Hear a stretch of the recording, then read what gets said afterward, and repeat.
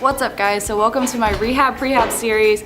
So I'm here at District Barbell filming these clips for you guys, and basically this episode is going to be about your rotator cuff and rotator cuff injuries and how to go about rehabbing it if you have pain in that area, and prehabbing it, which means preventative rehab for if you just want to keep your shoulders healthy and be able to train hard and heavy and keep your longevity in the sport for your shoulders and their long-term health.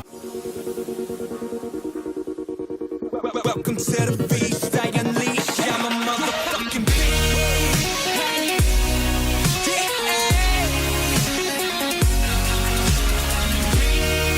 beast. Just a disclaimer, if you do have a severe injury, you guys need to see a physical therapist or a doctor. Like, I am not a physical therapist or a doctor or whatever. So make sure that you get a diagnosis, make sure you know what you're dealing with.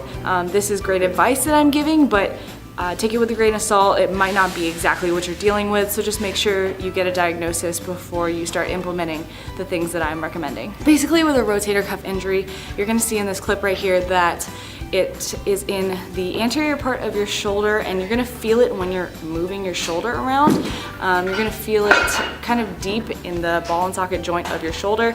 You're gonna feel it in pressing movements, and you're gonna feel it sometimes even in like fly movements or raise movements, basically anything involving the shoulder. It basically just comes from overuse. It's just your tendons in your shoulders are inflamed and they are either tearing or torn or strained. And so depending on what degree your rotator cuff injury is, these exercises may or may not be appropriate for you. So that's where your discretion comes in and how much pain you're having comes in. So first I'm going to show you guys a test to figure out if you're having a rotator cuff issue.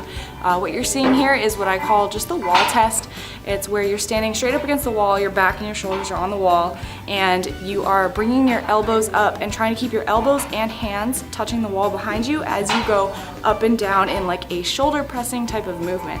And so if you can't keep your elbows and your hands on that wall behind you, then you either lack mobility, and if you feel it in that area, if you feel pain in that area while doing it, then you likely have some kind of rotator cuff injury or strain or something of that nature.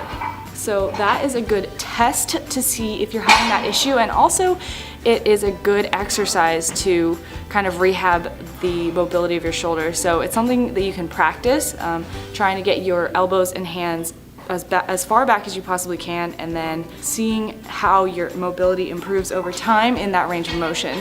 So that's the range of motion that you're trying to improve with healing your rotator cuff. The next thing that I'm showing you guys here is PVC pipe overhead up and overs is what I like to call them. Basically, you take a grip that you can get your arms all the way back behind you with and all the way above your head with. And for some people, a pipe might not be wide enough. You might need a stretchy band, which I will show you guys next. But basically, you're just keeping your arms straight and you're going up and over, just like the name of the exercise. And that is stretching and working your rotator cuff tendons and the muscles in your shoulders. And it's a really good warm-up to upper body exercises and upper body workouts, as well as just like a rehab type of exercise. So you can do this if you are injured or if you're not and you just want to maintain good shoulder health.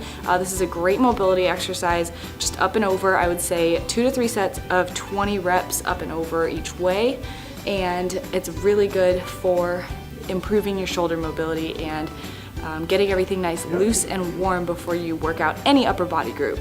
And then the next thing that I'm showing you guys is a cable rotator cuff warm-up. So I do this before every single upper body day. I currently do not have any rotator cuff issues, but to maintain good shoulder health, I do this before every single upper body warm-up. So what I'm doing here is what's called an internal rotation and an external rotation. So internal rotation is when you're starting with your arms out 90 degrees and you're pulling in towards your stomach.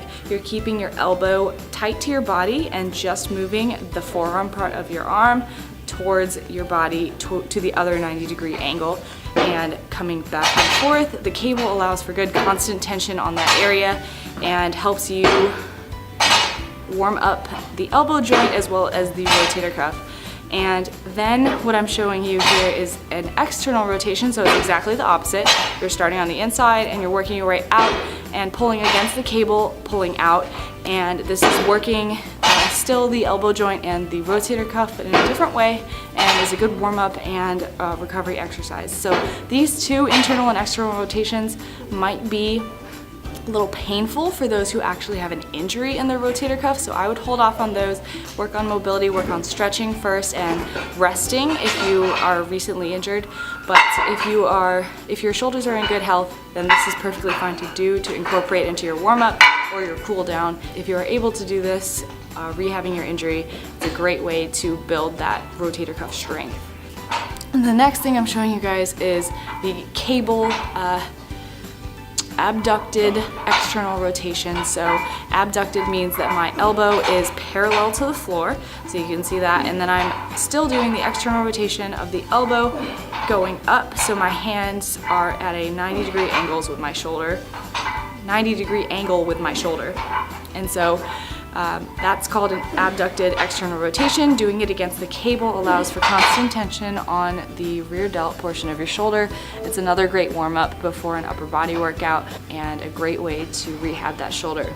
All right, now the next thing I'm showing you is the dumbbell version of this internal and external rotation. Same exact thing, except without that constant tension aspect, because you're just using the dumbbells, going in and out with both arms at the same time. I also do this before every single upper body day to warm up my shoulder and elbow joints, especially before pressing movements like bench press and shoulder presses, whether it be barbell or dumbbell. It's equally beneficial for both.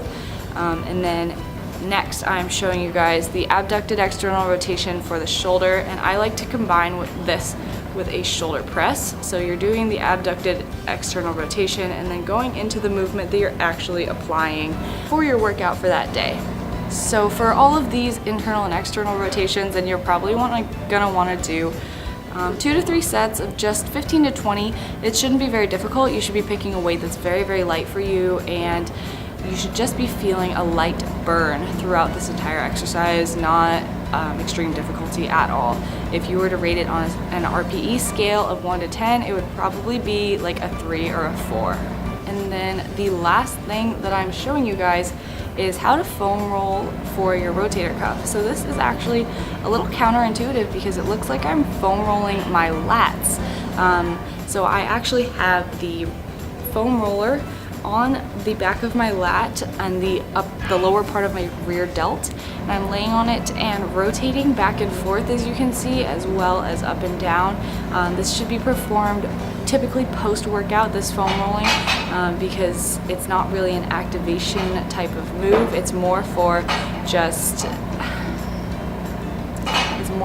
rehab and post-workout stretching type of thing. So with this foam rolling, it's more of a myofascial release technique. All that means is that you are finding a spot that hurts and then staying on it, and it's gonna just really, really hurt, and then you're gonna stay on it until it's tolerable, and then you move to a new spot that hurts even more, and then you wait there for like another 30 seconds until it's tolerable, and so on, and you repeat. And you're supposed to feel a release, sort of radiation through your entire arm. If you feel it radiating up to your fingertips, then that means that you're getting some of those tendons that need repair. So you want to feel that if you are injured, you want to feel that radiation going down. And if you're not injured, you may not feel that. Basically, you are just rolling on your lat to release the tendons and muscles in your shoulders, if that makes any sense at all. So that's what that is. So that was shoulder rotator cuff injury rehab and prehab 101 for you guys. I hope you enjoyed this video. Thank you so much for watching. Any questions you have, leave down below in the comment section, and let me know what other types of injuries you'd like to see next. What is coming in the next week's video is hip impingements, and the week after that will be anterior pelvic tilt. So make sure you subscribe if you're interested in seeing those. Give the video a thumbs up, and I'll see you guys in the next video. Bye.